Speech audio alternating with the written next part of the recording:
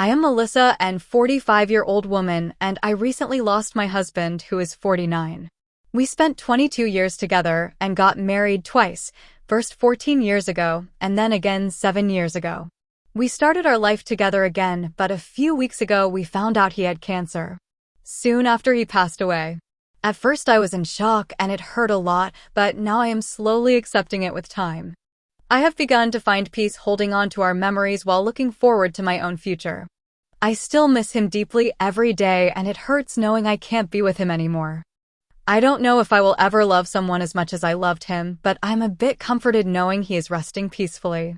In his last months, he was in so much pain, so I am glad he is free from that suffering now.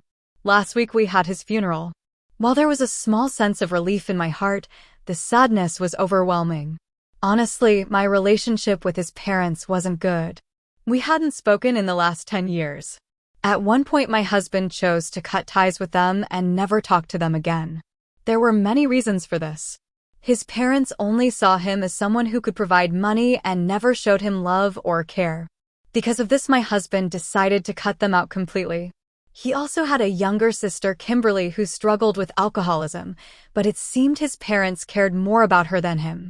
Despite this, my husband always tried his best for his parents and sister. He was very family-oriented, but when we started dating, his family did not appreciate his efforts and treated him coldly. I slowly realized how unfair his family was to him.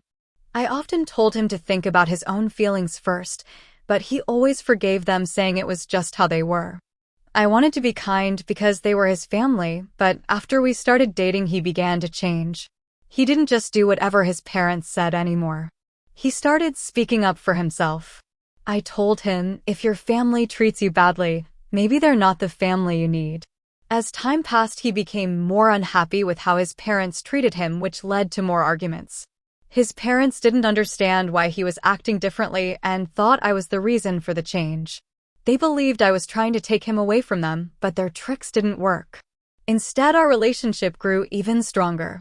My relationship with my in-laws was always difficult, and honestly, it never went well. They treated us badly, and over time things only got worse. So I was really surprised when Kimberly and his parents showed up at the funeral. The last time we saw them, we had a huge fight and stopped talking after that. We barely had any contact and our relationship remained cold. Even after we got married, things with his family didn't improve. We naturally kept our distance, but one year they invited us to a Christmas dinner, and we decided to go just to be polite. Looking back, that was a big mistake. That dinner made things even worse. From the moment we arrived, they kept criticizing my husband's new business, assuming it would fail. That was all they talked about the entire time. After the dinner, we asked them why they were being so negative about his business. They said they were just trying to make him face reality. Then they warned him, you shouldn't end up like your sister. The truth was, Kimberly had tried a similar business after my husband announced his plans, but while my husband did research and made a solid plan, Kimberly didn't put in any effort. She just expected him to help her. That conversation turned into a huge argument. We left and decided never to contact them again. After that, 10 years passed and they never once reached out. Even when my husband got sick, they knew but never called or visited. Yet I was shocked when they suddenly showed up at his funeral. Seeing them after all those years brought up so many emotions. During the funeral, I kept my eye on them, but they didn't do anything strange. Still, I couldn't help but wonder why they had come to the funeral. After it ended, they approached me, but I had no interest in hearing what they had to say. I thanked them politely for their condolences, but made it clear that I didn't want any further contact with them and asked them to leave. Even when my husband was alive, I had no desire to be close to them, and now that he was gone, there was even less reason to stay in touch. At that moment, they dropped the act and said they had something to talk about. I told them to wait until everyone else had left because I was curious about what they wanted. After the guests were gone, I stepped outside the venue to listen. Kimberly had already left, so it was just me and my in-laws. They told me they had thought about visiting my husband in the hospital, but decided not to because his condition had gotten worse. They claimed they didn't want to burden him further.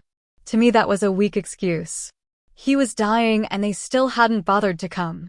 But I expected nothing from them, so I told them to skip the excuses and get to the point. After such a long, exhausting day, I didn't have the patience for meaningless conversation. My direct attitude seemed to catch them off guard, but I felt my reaction was completely natural. I assumed they had come to properly say goodbye to their son. However, I also suspected they were interested in his inheritance. It was already decided that I would handle all of my husband's affairs. This had been his wish, and I had supported him through everything.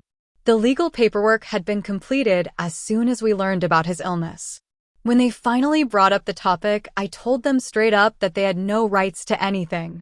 Everything had been settled from the beginning. Then I quickly realized their real goal. They wanted Kimberly to be involved in my husband's business, but I had no intention of allowing that. After a brief silence, they asked if they couldn't take over the business, could they at least get some of his property? They specifically wanted our house.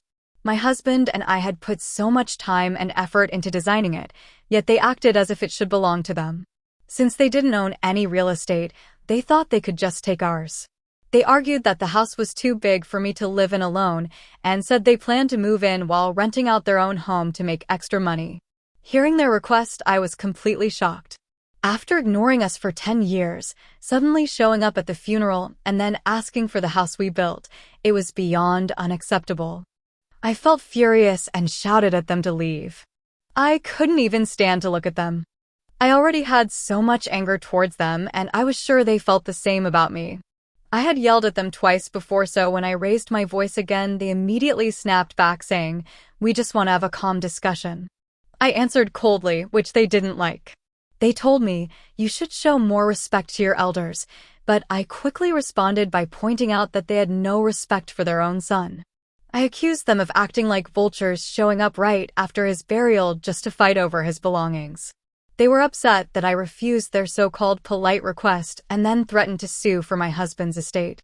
For the record, my husband had a will, and it clearly stated that everything would go to me. There was no reason for them to think they had any claim. I couldn't understand why they would even make such threats. When they brought up going to court, I knew it was pointless. My husband had told me himself that they wouldn't win even if they tried. They blamed me for keeping him away from them for 10 years, saying I had manipulated him and turned him against them, but I refused to accept that. I told them to leave, and once they finally did, I drove home still filled with anger. I was so upset that I couldn't think straight.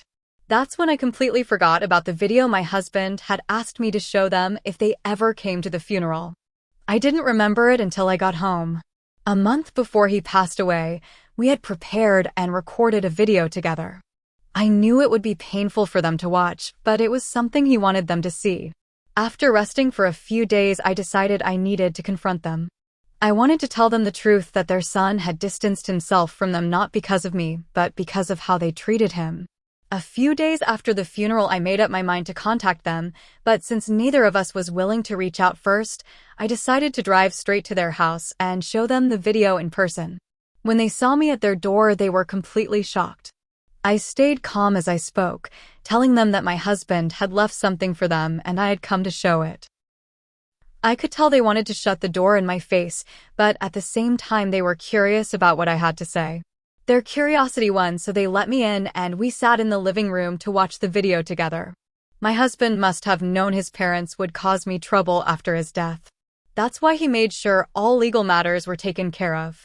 In the video, he spoke openly about how badly they had treated him. He talked about how they always favored Kimberly, putting her first while making him feel like he was second best.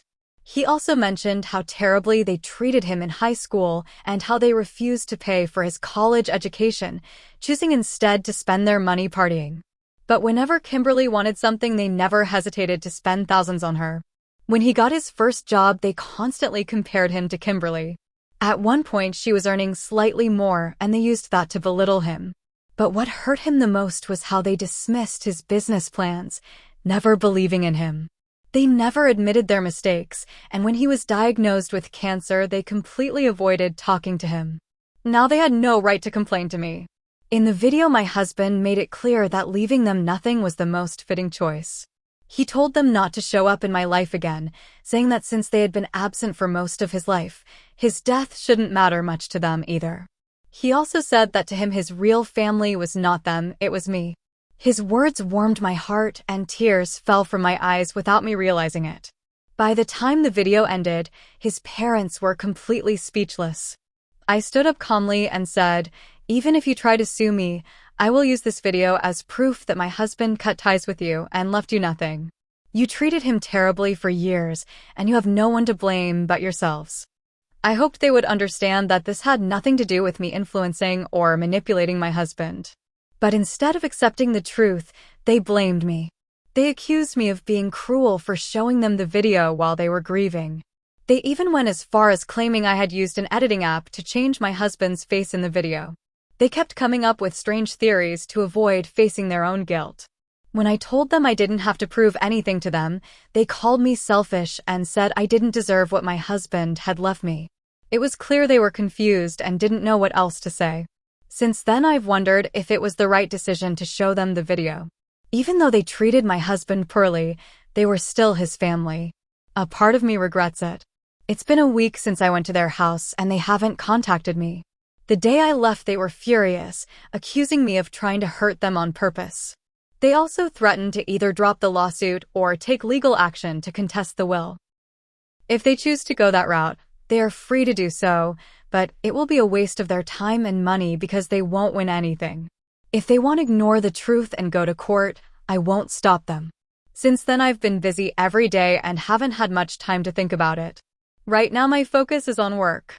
I need to deal with real-life responsibilities and plan for the future instead of dwelling on grief. I'm very lucky to have supportive parents. I've been staying with them these past few days, and it's helped a lot. When I come home tired from work, they take care of all the household chores. My father has stepped in to handle things my husband used to do, like paying bills and grocery shopping. Since I'm naturally forgetful, my mother takes care of the cooking and cleaning. We used to have a housekeeper, but she had to leave for personal reasons. I told my parents about it a few days ago, and the very next day they arrived at my house with their bags ready to help. I feel truly grateful for their kindness and love. On the other hand, my in-laws have officially decided to contest my husband's will. My husband's lawyer informed me about it. However, I'm not too worried. Even if they lose, it won't have a major impact on my life. I was surprised when my in-laws sent me an email saying that the way I drove them away was wrong. They claimed that the video didn't stop them from trying to get what they wanted.